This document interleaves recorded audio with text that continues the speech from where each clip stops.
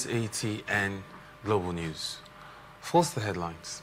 Assembly writes Chief Judge to begin Fubara's impeachment probe. Defense Minister Musa warns states against negotiating with bandits. Shetima departs Abuja to Guinea for President Doumbouya's inauguration. Nigeria's inflation eases to 15.15% in December 2025.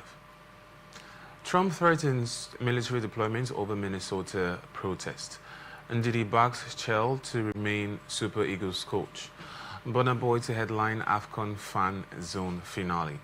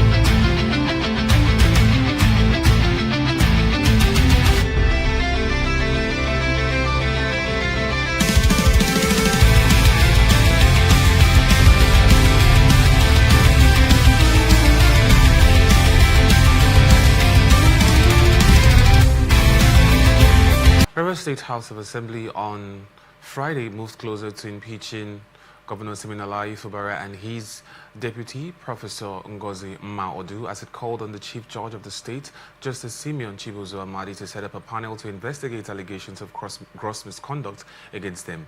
ATN's correspondent Johnson Wali completes this report.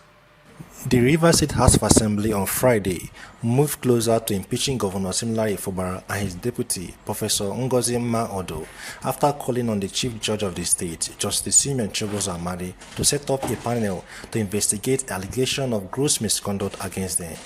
The resolution followed an anonymous vote by lawmakers at plenary, with members vowing to continue the impeachment process. Earlier in the day, lawmakers addressed journalists at a live press briefing in Port Harcourt, accusing Governor Fubara of alleged blackmail and intimidation of the legislature. Speaking for the House, the Deputy Speaker, Dunle Mo, said the governor lacked the trust needed to solve the political crisis in the oil state. The lawmaker also accused the governor and his deputy of violating provisions of the 1999 Constitution, insisting the Assembly had no option but to invoke its legislative powers. The members of the 10th Rivers State House of Assembly agreed to jointly address press today as a way of reaching out to our constituents and indeed the people of Rivers State on the current matter of the impeachment process against the governor of Rivers State, Siminalayi Fubara, GSSRS, and the deputy governor, Professor Ngozi Mma-Odu. Some leaders and well-meaning Nigerians have called on us to once again halt the impeachment process against the governor and the deputy governor. This morning, the 16th day of January 2026, we concluded that there is indeed the need to proceed. This is a decision of all of us, including members who had the opportunity to address the media a few days ago and those who had already decided not to proceed but changed their positions. In the face of the prevailing situation, our decision to proceed is informed by the following. 1. The governor and the deputy governor do not have any intention to stop disobeying the Constitution of the Federal Republic of Nigeria 1999 as altered. In a second briefing, 4 lawmakers who had earlier called for political solution recanted their position and declared full support for the impeachment process. During the pendency of this appeal, we found out that the governor and the deputy governor, they have all employed their media boys and aides to continuously attack the Rivers State House of Assembly instead of seeking for the political solution which we offer. It is on this basis that I, Honorable Silvanus Wampo, and my fellow colleague here, Honorable Peter Ade, is saying that impeachment proceedings should continue. They are insisting that they will not govern in line with the Constitution and that nothing will happen. There are strong indications that they are adamant with their decisions to continue with illegal actions in the state. And they are boasting that we do not matter and cannot perform oversight functions or even be ever allowed to pass an appropriation bill. This is simply a constitutional matter, and so we are saying that the process should hereby continue. Thank you.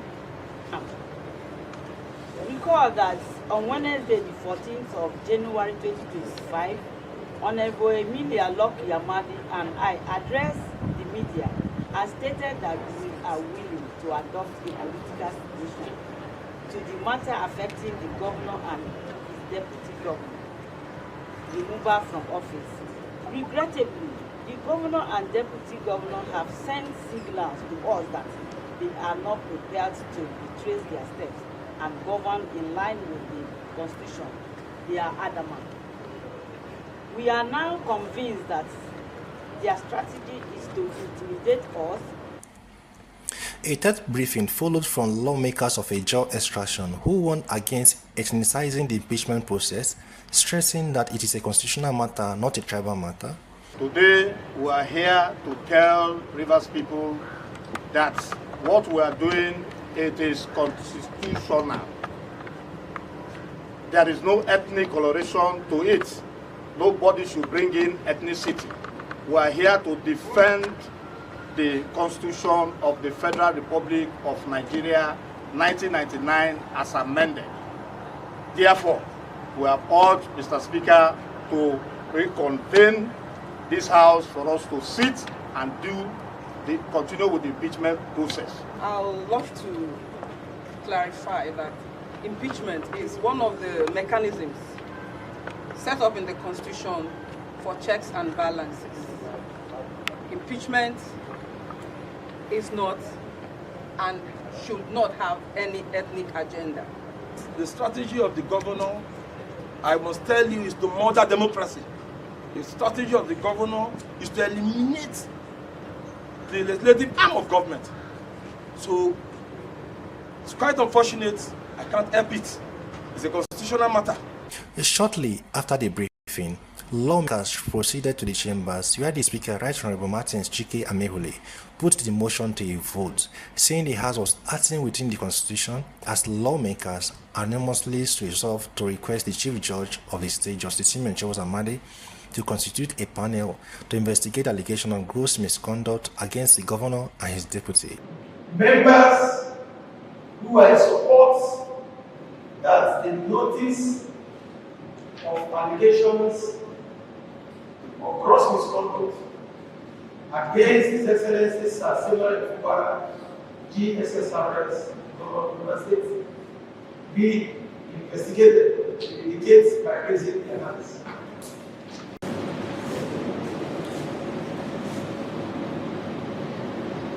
Petition that Excellency Deputy Governor should be investigated and that the allegation should be forwarded to Chief Judge, identified in number against him, abstention, the distinguished colleagues by his voting clearly shows the decision of the House, which is that we have resolved that the investigation against the Excellency the Deputy Governor should commence, and that Mr. Speaker, in line with Section 188, subsection 5, forward a letter to the Chief Judge of Rivers State calling on him to immediately set up a 7-man panel to begin investigations of these allegations against Her Excellency, the Deputy Governor of the West State.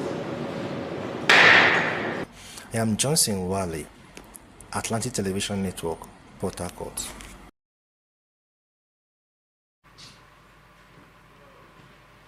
Rivers State High Court of Oyibo Local Government Area, sitting in Port Harcourt, has issued an interim order of injunction against the Speaker of Rivers State House of Assembly, Martin Chike Amehule, and 32 others, including the Clerk of the House and Chief Judge of Rivers State.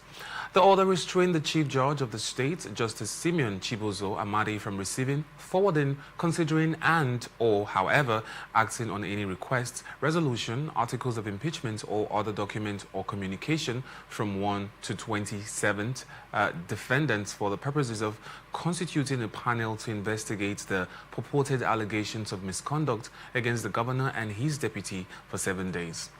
The presiding judge, Justice F.A. Fibresima, in a ruling in a motion expertise in 2 separate suits by Governor Similai Fubara and Deputy Governor Professor Ngozi Mma-Odu, also granted leave to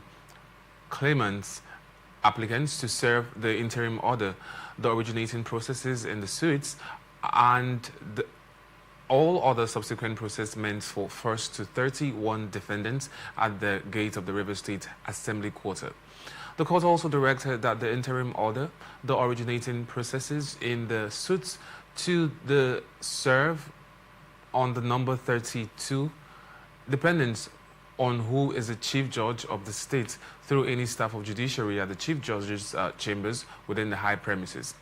Our correspondent reports that the presiding Justice, F.A. Fiberesima, thereafter adjourned the case to the 23rd of January 2026 for motion. Deputy Governor of Edo State, Dennis Idahosa, has dismissed attempts to create a rift between him and Governor Monday Okpebholo, describing such efforts as a distraction and dead on arrival. In a statement issued on Friday in Benin, Idahosa said individuals behind what he called false online narratives were unsettled by the unity and performance of the Okpebholo-led administration. He vowed to remain loyal to the governor despite alleged smear campaigns against the government and its officials. The deputy governor urged those spreading rumors to channel their energies into efforts that would support the administration's shine agenda, noting that the government remained focused on delivering its campaign promises. It also called on Edo residents to continue supporting the administration, stressing that unity within the executive arm of government remains strong. The relationship between the governor and his deputy has drawn public attention in recent months and amid political activities ahead of the 2027 general elections. Though both leaders have consistently appeared together at official functions since assuming office in November 2024. Association of Local Governments of Nigeria, Abia State Chapter, has dismissed claims that monthly allocations to local government areas in the state are being misappropriated. Briefing journalists on Friday in Umuahia after a meeting held on Thursday, the Algon chairman and mayor of Istikwato local government area, Chinedu AKK, said local councils were not aware of any diversion of funds, noting that allocations are shared by the state government. Commenting on the Supreme Court judgment on local government autonomy, AKK said the federal government was still working out modalities for its implementation. In a communique, Algon also criticized what it described as recent political meetings by architects of a failed past, including former governors and their allies, over comments on the tenure and political future of Abia State, Governor Dr. Alex Choma Oti. The association commended Governor Oti for his record in office, citing improvements across the 17 local governments in road construction, healthcare, education, prompt payment of salaries and pensions, and prudent management of public funds. Imo State Primary Health Care Development Agency has urged parents and caregivers to vaccinate children aged 9 months to 14 years against measles and rubella, warning that the diseases can cause serious complications, including holes in the heart, congenital cataract, blindness, and deafness. The executive secretary of the agency, Kosi Lisochukwu, Ejin Joku made the call through the Director of Disease Control and Immunization, Uchechukwu Odom, during a one-day sensitization meeting with health stakeholders on Friday. Odom said rubella, also known as German measles, remains a major cause of heart defects and blindness in children, stressing that vaccination is the most effective prevention. He noted that children within the target age group are the most vulnerable and account for about 42% of those at risk. According to him, the statewide immunization exercise will run from February 4 to 15, 2026, and will be carried out in schools, churches, mosques, and communities across Imo State. He added that measles and rubella are highly contagious and can also pose risks to pregnant women. Health experts at the meeting, including representatives of pediatric associations and the World Health Organization, warned that refusal to vaccinate could lead to preventable long-term harm. They appealed to parents to present eligible children for vaccination, describing the exercise as safe and critical to protecting public health. The meeting was attended by key health stakeholders, including representatives of the Nigerian Medical Association and media organizations. Ondo State Police Command says it has arrested no fewer than 2,500 suspected criminals across the state's 18 local government areas in 2025. The State Commissioner of Police, Adebowale Lawal, disclosed this in a statement on Friday, saying the suspects were allegedly involved in offenses including kidnapping, armed robbery, murder, courtesan, vandalism, stealing, and drug-related crimes. According to the breakdown provided by the command, 250 suspects were arrested for unlawful possession of substances suspected to be hard drugs, 49 for armed robbery, 85 for kidnapping, 407 for vandalism and stealing, 365 for courtesan, 50 for murder, while 1,434 were arrested for other undisclosed offenses. Lawal said items recovered from the suspects include stolen vehicles, arms and ammunition, as well as forged documents. The police boss attributed the gains recorded to collaboration with other security agencies, noting that joint efforts had led to a reduction in high-impact crimes and helped create a safer environment for social and economic activities. He appealed to residents to continue supporting the police with credible and timely information, stressing that security is a collective responsibility.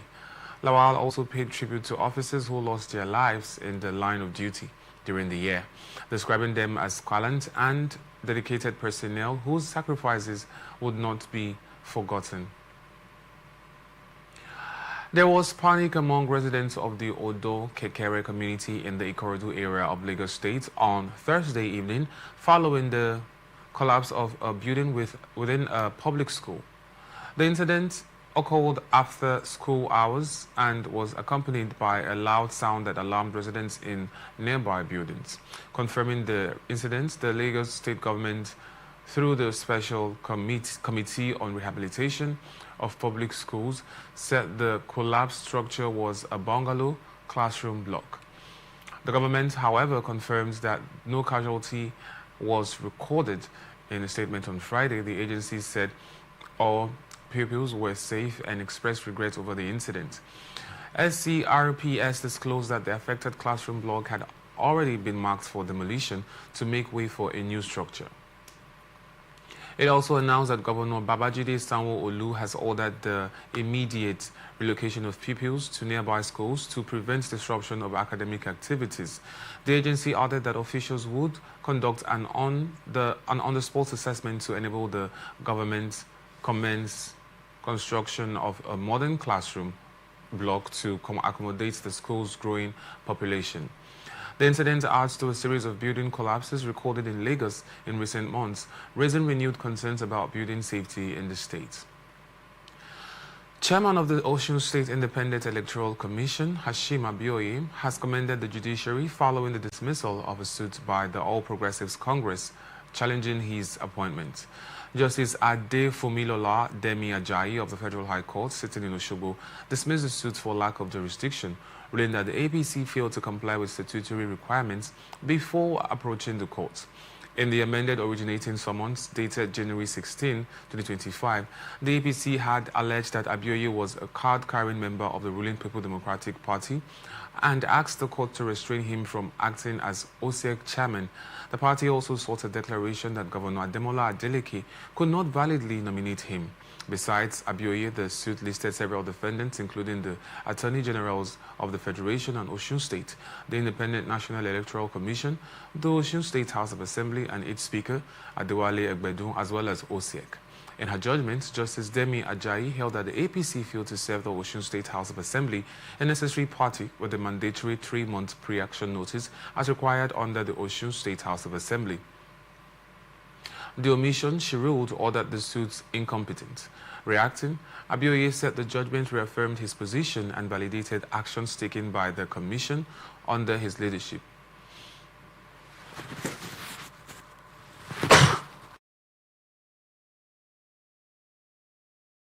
For upholding due process. Meanwhile, the APC, through its Director of Research and Publicity, Kola Olabisi, said the party was studying the judgment to determine its next steps. Operatives of the Department of State Services have rescued 2 pastors and a church member abducted by armed bandits in Kaduna State. The victims, Reverend Idi Buhari, Emmanuel Jacob, and Suleiman Adamu, were kidnapped on January 9, 2026 in the Gwagwada area of Chikun local government area while traveling to Sakin Power in Niger State to officiate a wedding.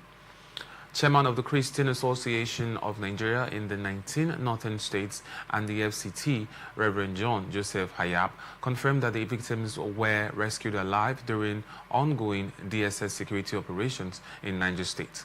He commended the DSS, describing the operation as timely and reassuring to the Christian community. In a joint operation, DSS operatives in Niger and Kaduna State also arrested 3 suspects linked to the kidnapping and arms trafficking along the Kwara, Niger, Katsina, Kaduna axis. Kaduna State Commissioner for Internal Security and Home Affairs, Sule Shuaibu, Senior Advocate of Nigeria, praised the operation and assured residents of the government's commitment to maintaining peace and security, urging the public to support security agencies with timely information. You're watching the Global News and Atlantic Television Network, where we'll be back after this break. Please stay with us.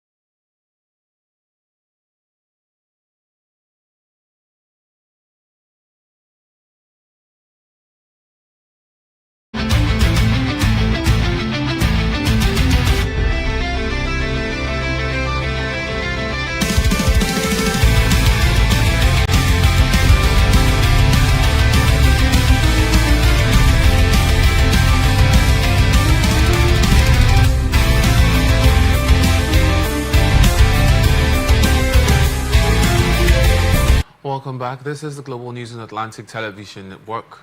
Now to the rest of our stories.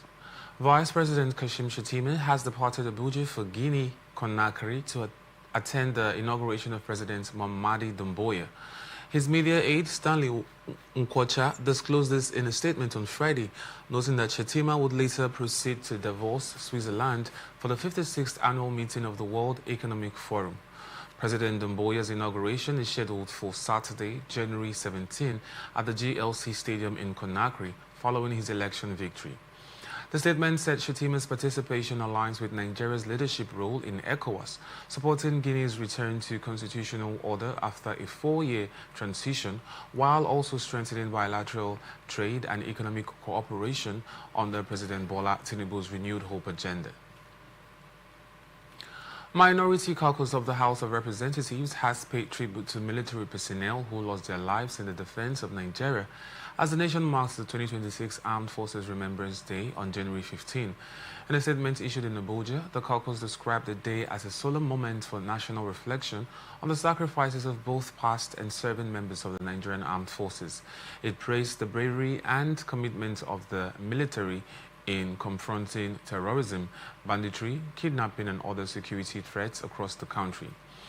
The lawmakers also assured officers and men of the armed forces of continued legislative support, while urging the federal government to prioritize their welfare and operational needs, including better equipment and improved welfare packages to strengthen the fight against insecurity and safeguard lives and property nationwide.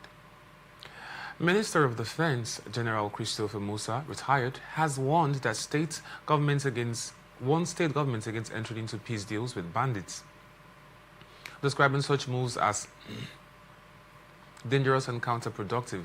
Speaking in an interview, Musa said the federal government has consistently advised against negotiating with armed groups, stressing that bandits cannot be trusted to honor agreements.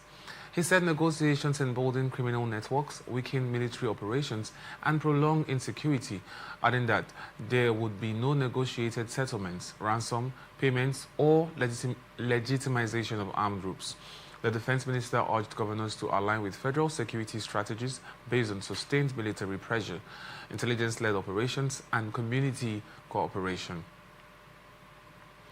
He also appealed to citizens to stop supporting bandits with food, money, or information, warning that such actions fuel violence. The warning follows reports that the Katsina state government allegedly planned the release of about 70 suspected and convicted bandits. Supreme Court has ordered the continuation of the trial of former Jigawa State Governor Sule Lamido, his 2 sons, and others over alleged 1.35 billion fraud before the Federal High Court in Abuja. A 5-member panel of the Apex Courts gave the order in 2 unanimous judgments while allowing appeals filed by the Economic and Financial Crimes Commission. The court upheld the decision of the trial court, which dismissed the no-case submissions filed by Lamido and the other defendants, ruling that they have a case to answer. The Supreme Court set aside the July 25, 2023 judgment of the Court of Appeal in Abuja, which had upheld the no-case submissions and struck out the 37-count charge on the ground that the Federal High Court lacks jurisdiction. In the lead judgment, Justice Abubakar Umar affirmed the earlier ruling of Justice Ijoma Ojukwu of the Federal High Court, Abuja, which ordered the defendants to open their defense. The EFCC alleged that Lamido abused his office as governor between 2007 and 2015 by laundering funds received as kickbacks from companies awarded contracts by the Jigawa state government. Other defendants include Lamido's sons, Aminu and Mustafa Aminu Wada Abubakar, and 2 companies, Bamena Holdings Limited and Speed International Limited. In a related matter, the Supreme Court also dismissed the appeal of Aminu Sule Lamido, challenging his conviction for failing to declare $40,000 at the Malam Aminu Kano International Airport, describing the appeal as lacking merit. And now to our business news. Nigeria's headline inflation rate is still 15.15% in December 2025, reflecting slowing price pressures and early signs of economic stabilization, according to data released by the National Bureau of Statistics. The Statistics Office said the moderation was partly influenced by a review of the Consumer Price Index methodology aimed at better capturing current consumption patterns and economic realities. The CPI rose marginally to 131.2 in December from 130.5 in November. On a month-on-month basis, inflation slowed to 0.54%, down from 1.22% in November, indicating a reduced pace of price increases. Year-on-year headline inflation also declined from 17.33% in November and was significantly lower than the 34.80% recorded in December 2024, based on the revised CPI base year. Urban inflation fell to 14.85% year-on-year, while rural inflation declined to 14.56%, with both areas recording lower price pressures compared to the same period last year. Food inflation eased sharply to 10.84% year-on-year, supported by lower prices of items such as tomatoes, garri, eggs, vegetables, plantain, beans, and onions. Core inflation, which excludes food and energy, also moderated to 18.63% year-on-year. At the state level, Abia, Ogun, and Katsina recorded the highest inflation rates, while Sokoto, Plateau, and Kaduna posted the lowest. The NBS noted that the revised CPI methodology is technical in nature and should not be interpreted as a sign of worsening economic conditions. Dangote Petroleum Refinery PLC has announced that it has achieved a daily uptake of 50 million litres of premium motor spirit, marking a major milestone for Nigeria's downstream petroleum sector. The refinery's managing director, David Bird, disclosed this at a press briefing in Lagos, saying the achievement reflects growing operational stability and improved fuel supply across the country, including during the Christmas and New Year holidays. Bird said the refinery currently loads over 1,000 trucks daily, noting that both production and distribution capacity have reached 50 million litres per day, with the ability to export surplus volumes and domestic demand dips. He added that Nigeria is now consuming Euro 5 standard fuel, comparable to products sold in Europe and Dubai, describing it as a major improvement in fuel quality and public health due to lower sulfur emissions. The refinery also credited the federal government's Naira for crude policy with helping to stabilize the Naira, saying between 30 and 40% of its crude supply is sourced under the program. Dangote Refinery dismissed claims of anti-competitive practices, insisting it sells petrol at a uniform 699 Naira per litre ex-depot to all marketers and does not control pump prices. Industry analysts say the milestone strengthens Nigeria's push towards energy self-sufficiency, reduces foreign exchange pressure, and positions the country as a key fuel supplier within the West and Central African region. You're still watching the news on Atlantic Television Network, and up next is International Tidbits. U.S. President Donald Trump has threatened to invoke the Insurrection Act to deploy the military domestically following deadly clashes involving federal immigration agents in Minnesota. The threat came after federal agents wounded a Venezuelan man and killed an American woman in separate incidents, sparking mass protests in Minneapolis over aggressive immigration raids by ICE. In a post on Truth Social, Trump accused Minnesota officials of failing to stop what he called agitators and warned he would invoke the law if order is not restored.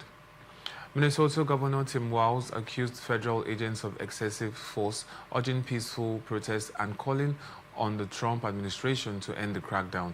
Homeland Security Secretary Kristi Noem said the decision rests with the president. Protests have continued for days, with clashes between demonstrators and federal agents using tear gas and pepper spray. The Insurrection Act was last used in 1992 during the Los Angeles riots. And now to our sports news. Super Eagles captain Wilfred Ndidi says it is important for the team's head coach Eric Chell to retain the post after the 2025 Africa Cup of Nations. Chell's future remains uncertain following the Super Eagles semi-final defeat to the Atlas Lions of Morocco. The Nigerian Football Federation set a final target for the Malian on the eve of the competition. The 48-year-old has expressed his desire to continue with the team, but affirmed that the final decision rests with the NFF. Indeed, he's rooting for the gaffer to continue tinkering the team. The Super Eagles will seek to end the AFCON 2025 finals on a positive note when they take on Egypt in the third-place match on Saturday. Manchester City have reached a deal in principle to sign Mark Guehi from Crystal Palace for €20 million, according to reports. City opened talks with the 25-year-old England international after defensive injuries to Josko Gvardiol and Ruben Dias had prompted the Premier League champions to reinforce their backline. Guehi, who is Palace captain, is out of contract in the summer and had previously attracted interest from several top European clubs, including a near move to Liverpool last year. Newsmen reported that neighbours accelerated over the past 24 hours, with City now confident of completing the transfer later this month. While personnel terms are yet to be finalized, they are not expected to pose any problems. The proposed deal follows City's recent signing of Anthony Semenyo from Bournemouth for €62.5 million during the current transfer window. The development comes as Crystal Palace manager Oliver Glasner confirmed he will leave the club at the end of the season. If completed, Guehi's arrival would provide City with experienced Premier League depth as they continue their little defense and push for hours across competitions. And now to our entertainment news. Grammy Award-winning Nigerian singer Burna Boy will headline the final Total Energies AFCON Fan Zone concert in Rabat, Morocco, organizers have confirmed. The Confederation of African Football announced via X that Burna Boy will perform alongside Stormzy, Stonebwoy and Jaylan at the concert tagged the AFCON Last Dance. The event will take place on Friday, January 16, 2026 at the OLM Sweezy Fan Zone in Rabat. The concert forms part of the activities marking the climax of the 2025 Africa Cup of Nations, which began on December 21, 2025. Music has featured prominently throughout the tournament, including the opening ceremony headlined by Nigerian star Davido. The finale comes days after Morocco eliminated Nigeria from the competition on penalties. Nigeria will now face Egypt in the third-place match, while Morocco will take on Senegal in the final. Nigerian artists continue to dominate major global stages with performers like Wizkid, Tiwa Savage, Rema and CK featuring at top international events. Ayo Labinjo, the mother of singer Davido's alleged teenage daughter Anu Adeleke, has spoken publicly amid the ongoing DNA test controversy. Her reaction followed Davido's claim that 5 DNA tests have confirmed Anu is not his biological daughter, adding that he had never met Labinjo. The singer made the statement after Anu, in an open letter, demanded the paternity test. In a statement shared on her daughter's Instagram page, Labinjo said she met Davido at HQ Club and accused him of abandoning her because he believed she was a prostitute. She also disputed the DNA results, alleging that Davido's father took them to a laboratory, not a hospital, and that the blood sample was discarded while a fake result was produced. Labinjo described the test result as fraudulent and claims the controversy had affected her daughter's mental health. She further alleged that Davido recently threatened and bullied Anu, insisting her daughter was only seeking clarity about her identity. She said she would request the involvement of the U.S. State Department and Nigerian authorities to supervise an independent DNA test, adding that bullying her daughter was wrong. Maverick singer Seun Kuti has cautioned Afrobeat artists against comparing themselves to his late father, Fela Anikulapo Kuti, saying sampling the music legend's work does not place anyone on the same pedestal. Speaking on a recent episode of the Hits Don't Lie podcast, the Grammy-nominated musician said he had no issue with artists drawing inspiration from or sampling Fela's music, but strongly objected to claims of being a new Fela. He described it as crazy for artists to label themselves as modern-day equivalents of his father, noting that similar claims are rarely made about other global music icons. Several Afrobeat stars, including Wizkid and Burna Boy, have drawn comparisons to Fela after sampling his work, while street hop artists like Bella Shmurda and Portable have publicly referred to themselves as new Fela. The debate was further fueled last year when rapper Olamide described Wizkid as the greatest Afrobeat artist after Fela. a claim that sparked widespread reactions across the music industry. And that's the global news for tonight. Before we go, another look at the major stories. Assembly Rights Chief George to begin February's impeachment probe. Defense Minister Musa warns states against negotiating with bandits. Shetima departs Abuja to Guinea for President Dumboya inauguration. Nigeria's inflation eased to 15.15% in December 2025. NBS Trump threatens military deployment over Minnesota protest. Ndidi backs Chell to remain Super Eagles coach. Burna Boy to headline AFCON Fan Zone finale.